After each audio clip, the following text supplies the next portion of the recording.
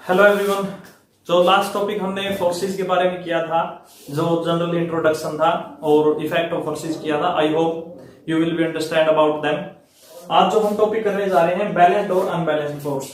वैसे नॉर्मली जो हम फोर्स की बात करते हैं वो हम अनबैलेंस्ड फोर्स की ही बात करते हैं। जब भी कोई काम होता है, फोर्स काम करता है, जिस फोर्स ने काम किया हम उसको जनरली सिर्फ फोर्स के नाम से जानते हैं, बट एक्चुअल में वो फोर्स कौन सा, वो अनबैलेंस्ड फोर्स होता है। अब यहां हम उनके बारे में डिस्कस करते हैं कि अनबैलेंस्ड फोर्स और बैलेंस्ड फोर्स में डिफरेंस क्या है। उससे पहले हम कुछ सिचुएशंस ले लेते हैं, लाइक सिचुएशन में object at rest, object in uniform motion,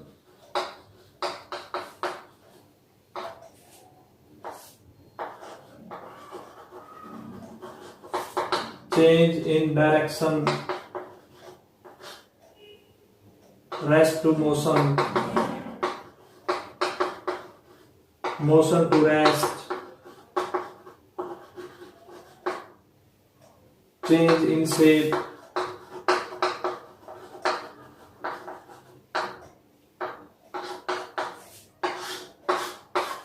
पहले तो मैं आपको एक बात बता देता हूं कि नेचर में फोर्सेस कभी जीरो नहीं होते हैं। नेचर में फोर्सेस कभी जीरो नहीं होते हैं। अगर कोई कहता है कि किसी ऑब्जेक्ट के ऊपर जो फोर्स लगा हुआ है वो जीरो है, तो ये बात गलत है, क्योंकि नेचर में फोर्स जीरो नहीं हो सकते। फॉर एग्जांपल, कोई ऑब्जेक्ट रेस्ट में है, इवन मान लीजिए कि हम या आप लोग क्लासेस में बैठे हैं, डेस्क पे बैठे हैं, आप मूव नहीं कर रहे हैं, आप रेस्ट में हैं, तो इसका मतलब ये नहीं है कि आपके ऊपर कोई फोर्स नहीं लगता है। फोर्स लगता है, बट जो रिजल्टेंट है फोर्स का, उसका इफेक्ट जो है वो जीरो आता है। जीरो कैसे आता है वो अब हम अंडरस्टैंड करेंगे। हम कुछ अब सिचुएशंस अंडरस्टैंड करते हैं। मान लीजिए गेम है टग ऑफ वॉर, रस्साकसी जिसको बोला जाता है। कुछ खिलाड़ी उसके इस साइड है, कुछ इस साइड है, दोनों तरफ फोर्स लगा रहे हैं और जो रस्सी है वो अपनी पोजीशन से मूव नहीं हुई।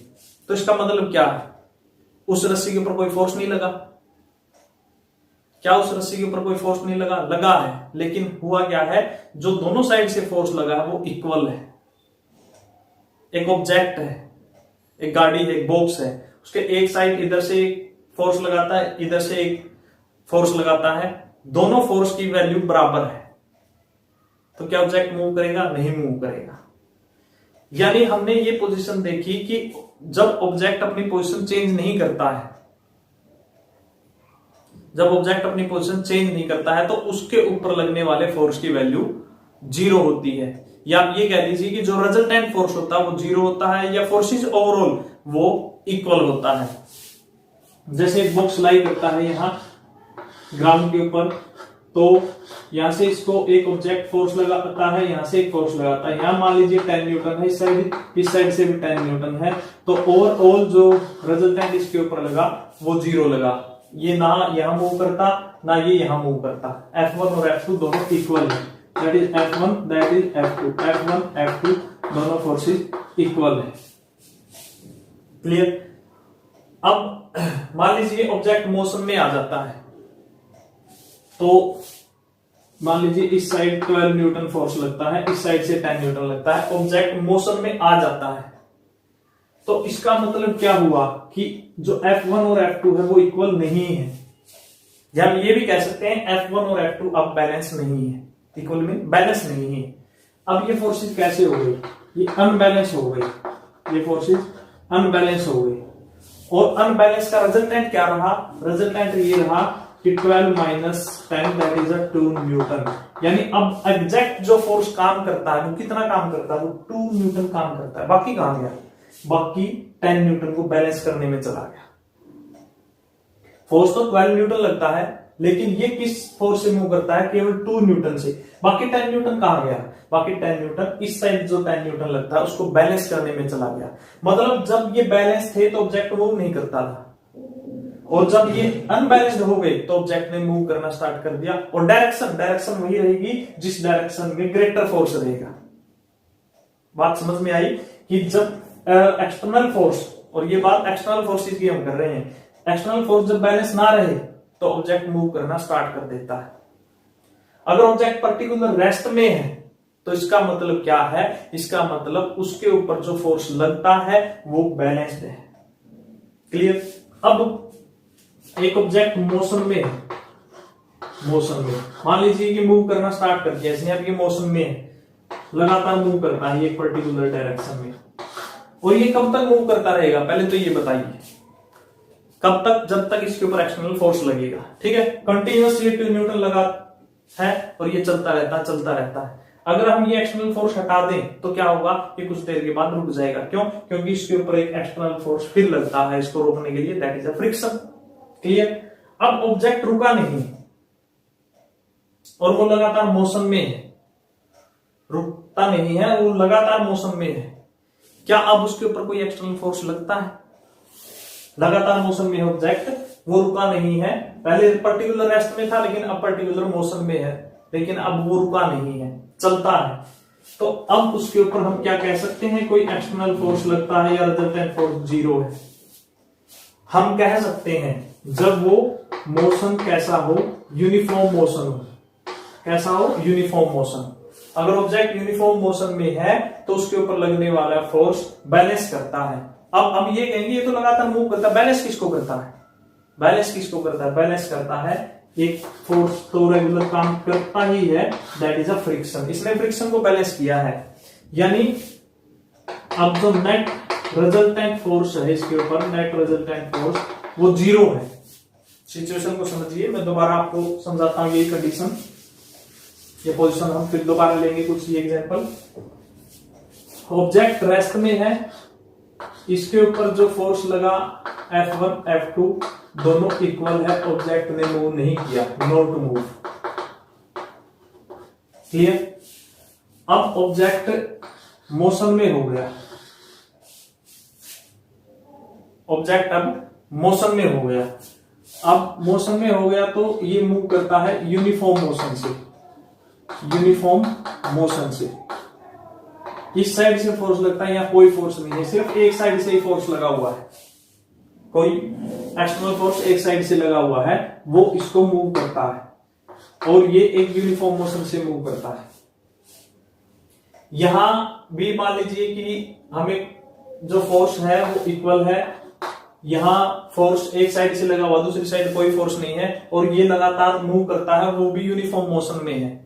तो यहां तो हमें पता चल गया कि नेट रिजल्टेंट जो फोर्सेस का है वो 0 है, इसके ऊपर कोई इफेक्ट ही नहीं है, क्योंकि दोनों साइड से जो फोर्स है वो बैलेंस करते हैं। अब यहां तो बैलेंस नहीं करते हैं, ये यूनिफॉर्म मोशन में लगातार मूव करता है, तो क्या इसके ऊपर रिजल्टेंट 0 है फोर्स का?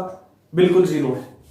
वो कैसे है? क्योंकि ये जो फोर्स लगा, अगर ये इसको एक्सेलरेट कर देता, एक्सेलरेट करने का मतलब इसकी वेलोसिटी अगर लगातार बढ़ती रहती तो हम कह सकते थे कि एक्सटर्नल फोर्स लगा हुआ है, बट इसकी वेलोसिटी बढ़ नहीं रही है।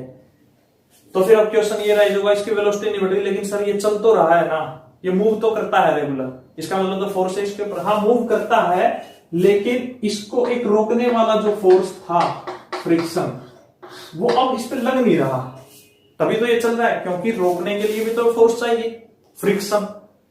अब इसको रोकने वाला फोर्स है नहीं, फ्रिक्शन, तभी तो ये चलता है। अब वो फ्रिक्शन कहां है? वो फ्रिक्शन यही है, वो बैलेंस हो गया। किससे बैलेंस हो गया? वो जो एक्सटर्नल फोर्स लगा उससे बैलेंस हो गया। यानी यहां पर जो लगने वाला फोर्स है और यहां पर जो लगने वाला फोर्स फ्रिक्शन है, ये फोर्स उस फोर्स को बैलेंस कर देता है। तो ये फोर्स उस फोर्स को बैलेंस करता है, तो इसका मतलब ऑब्जेक्ट अपनी उसी पोजीशन में है जिसमें था। कौन सी पोजीशन में? मोशन में। बात समझ में आई कि ऑब्जेक्ट अपनी पोजीशन अगर चेंज नहीं करता, ऑब्जेक्ट अपनी पोजीशन जब तक चेंज नहीं करता, तो हम ये कह सकते हैं कि उसके ऊपर एक्सटर्नल जो फोर्सेस लग रहे हैं उनका रिजल्टेंट 0 है। मीन अगर ऑब्जेक्ट रेस्ट में है तो एक्सटर्नल फोर्सेस का रिजल्टेंट 0 है। ऑब्जेक्ट मोशन में है और वो भी यूनिफॉर्म में है, तो भी उसके ऊपर लगने वाला एक्सटर्नल फोर्स 0 है रिजल्टेंट। हाँ अगर ये एक्सेलरेट होता, इसकी वेलोसिटी बढ़ती हर बार, तो इसका मतलब क्या होता कि इसके ऊपर एक्सटर्नल जो फोर्स है वो फ्रिक्शन से भी कहीं ज्यादा लगातार लगता है, बात समझ में आई? क्योंकि अब वो पोजीशन बदल रहा है, पहले उसकी वेलोसिटी 2 मीटर पर सेकंड थी, फिर 3 हुई, 4 हुई, 5 हुई, 6 हुई, मीन उसके ऊपर एक्शनल फोर्स लगातार काम कर रहा है जिससे उसकी वेलोसिटी बढ़ रही है। लेकिन इस केस में उसकी वेलोसिटी नहीं बढ़ी, वो मोशन में है तो मोशन में ही है, ये रेस्ट में है तो रेस्ट में ही है, ये मोशन में है, इसका मतलब इसके ऊपर जो एक्सटर्नल फोर्स लगा उसने फ्रिक्शन को बैलेंस किया है। तो ओवरऑल इससे ये रिजल्ट निकला कि जब कोई ऑब्जेक्ट अपनी पोजीशन चेंज नहीं करता, कौन सी पोजीशन, रेस्ट की पोजीशन, यूनिफॉर्म मोशन की पोजीशन या कोई डायरेक्शन की पोजीशन, कोई भी पोजीशन अगर वो चेंज नहीं करता है, लगातार उसी पोजीशन में है, तो हम कह सकते हैं कि यहां पर जब उसके ऊपर फोर्स लगता है वो कौन सा फोर्स है, वो बैलेंस्ड फोर्स है। समझ में आई बैलेंस फोर्स की डेफिनेशन? एक ही डेफिनेशन है बैलेंस फोर्स की कि जब भी कोई ऑब्जेक्ट अपनी पोजीशन चेंज नहीं करता है, लगातार उसी पोजीशन में है जिसमें कोई भी चेंज नहीं है, जैसे ही रेस्ट में कोई भी चेंज नहीं है, तो उसके ऊपर कौन सा फोर्स काम करता है, बैलेंस्ड फोर्स काम करता है। अगर हम मोशन की बात करें, मोशन में है, अब ये कहते हैं कि रेगुलर मोशन में है, रेगुलर तो मोशन में है लेकिन उसकी वेलोसिटी तो चेंज हो जाए हर बार, अगर उसकी वेलोसिटी हर बार चेंज हो जाए या स्पीड हर बार चेंज हो जाए तो इसका मतलब क्या, वो उस पोजीशन में नहीं है, यानी वो चेंज होता है, तो उसके ऊपर कौन सा फोर्स हो गया, अनबैलेंस्ड फोर्स। यानी अब हम ये कह सकते हैं अगर वो यूनिफॉर्म मोशन में है तो बैलेंस्ड फोर्स काम करता है, रेस्ट में है बैलेंस्ड फोर्स काम करता है, पर्टिकुलर डायरेक्शन में यूनिफॉर्म मोशन के साथ है तो बैलेंस्ड फोर्स काम करता है। क्लियर? तो बैलेंस्ड फोर्स क्या है, जो ऑब्जेक्ट के ऊपर जो फोर्स लगता है, जो ऑब्जेक्ट के ऊपर फोर्स लगे उसका नेट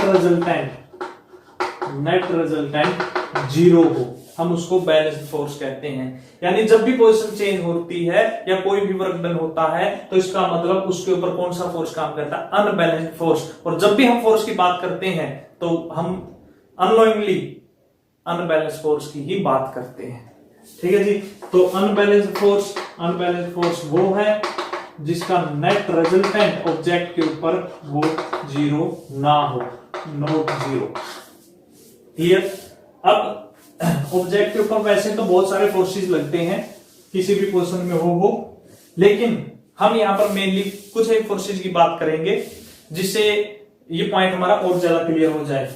और वो भी फोर्सेस वो जो कि मान लीजिए बॉक्स है, ग्राउंड के ऊपर रखा है, अब इसका जो वेट है वो डाउनवर्ड लगता है, वेट डाउनवर्ड लगता है, वो एक फोर्स है। उसके अपोजिट में उसको रिएक्शन मिलती है, वो भी एक फोर्स है, एक्शन रिएक्शन बोल देते हैं इनको। ठीक है जी? यहां से एक ऑब्जेक्ट ने फोर्स लगाया, यहां से फोर्स लगाया, हम इस फोर्स को और इस फोर्स को जब भी हम सरफेस के ऊपर फोर्सेस की बात करते हैं, सरफेस के ऊपर कोई ऑब्जेक्ट रुका हुआ है, अगर मान लीजिए एयर में कोई ऑब्जेक्ट एयर से लगातार नीचे आता है, इसका मतलब क्या है, डाउनवर्ड डायरेक्शन में जो उसको लाने वाला वो फोर्स की वैल्यू ज्यादा है। एक स्टेज पर आकर जब वो रुक गया ना, इसका मतलब क्या है कि अब उसका नीचे की तरफ जो फोर्स लगता था और फोर्स जो उसको ऊपर की तरफ लाने की कोशिश कर रहा है वो बैलेंस हो गया, इसलिए वो इससे नीचे नहीं जा रहा, ये इससे ऊपर नहीं जाता। अगर इससे ऊपर जाने की कोशिश करे तो ऊपर वाला फोर्स ज्यादा, नीचे जाने की कोशिश करे तो नीचे वाला फोर्स ज्यादा। लेकिन अब हम उस फोर्सेस की बात कर रहे हैं जो ऑब्जेक्ट ग्राउंड के ऊपर है, ग्राउंड के ऊपर है तो हम इसमें ये फोर्सेस तो बैलेंस ही मानकर चलते हैं। क्लियर? ये फोर्सेस बैलेंस ही मान के चलते हैं, अपवर्ड और डाउनवर्ड वाला। ये फोर्सेस हम कब बात करेंगे, जब ग्रेविटी का चैप्टर आएगा। क्लियर? अब फोर्सेस कौन से रहेंगे, ये वाले और ये वाले, यानी उसके जो साइड्स पर लगते हैं। तो ये फोर्स इसको बैलेंस करता है, एक्शन, इसको एक्शन बोलते हैं जो डाउनवर्ड लगता है, एक्शन और रिएक्शन एक दूसरे को बैलेंस करते हैं, मतलब ऑब्जेक्ट रेस्ट में है। अब आगे जब ऑब्जेक्ट मोशन में होगा या पोजीशन चेंज करेगा, डायरेक्शन चेंज करेगा, तो हम केवल इन फोर्सेस की बात करेंगे जो एक्सटर्नल फोर्सेस हैं। क्लियर? अब ग्रेविटी के फोर्सेस की हम कोई बात नहीं करेंगे क्योंकि वो ऑटोमेटिक ही बैलेंस की फॉर्म में हम लेकर चलते हैं। अब इनमें एक स्पेशल केस हो रहा है चेंज इन शेप का, चेंज इन शेप। देखो अनबैलेंस्ड फोर्स लगता है तो वो ऑब्जेक्ट की पोजीशन नॉर्मली चेंज हो जाती है। जैसे रबर है, हमने उसको एक साइड से टाइट पकड़ा खींच दिया तो उसकी पोजीशन, उसकी शेप है वो चेंज हो गई। बैलून है, उसको पकड़ा एक साइड से, उसकी शेप चेंज हो गई। लेकिन अगर हमने बैलून को एयर, वो मतलब इन्फ्लेटेड बैलून है, हवा से भरा हुआ है, हमने उसको इक्वल फोर्स लगाया दोनों साइड से, तब भी शेप चेंज हो गई। इक्वल फोर्स लगा के दोनों साइड से खींचा तब भी शेप चेंज हो गई। तो इसकी कौन सी कैटेगरी में हम रखें इसको, बैलेंस्ड में या अनबैलेंस्ड में? तो जब भी चेंज इन शेप की बात आती है तो हम हमेशा उसको बैलेंस्ड फोर्स की कैटेगरी में ही रखते हैं, बैलेंस्ड फोर्स की कैटेगरी में। क्लियर? तो आज हमारा जो टॉपिक बैलेंस और अनबैलेंस फोर्स का है वो आप लोग अच्छे से समझ गए होंगे। कल हम जो टॉपिक करेंगे Newton first law of motion, as the chapter name indicated, laws of motion. Newton first law, Newton second law, Newton third laws of motion. तो जो हमारा डाउट है बैलेंस और अनबैलेंस के फोर्सेस के बारे में वो सारा क्लियर हो चुका होगा, आई होप। और जो अनलोइंगली हम जिस फोर्स को बोलते हैं वो कौन सा फोर्स होता है, वो अनबैलेंस फोर्स होता है। यानी आपको सिर्फ एक ही बात का ध्यान रखना, जब ऑब्जेक्ट अपनी पोजीशन चेंज नहीं करता है, वो जिस पोजीशन में लगातार उसी में है, कोई भी चेंज नहीं है, तो सीधी सी बात है कि बैलेंस फोर्स काम करता है। अगर वो चेंज करता है तो इसका मतलब उसके ऊपर अनबैलेंस्ड फोर्स है, चाहे वो उसकी डायरेक्शन है, चाहे वो उसकी स्टेट ऑफ रेस्ट है, चाहे वो स्टेट ऑफ मोशन है। क्लियर? थैंक्स।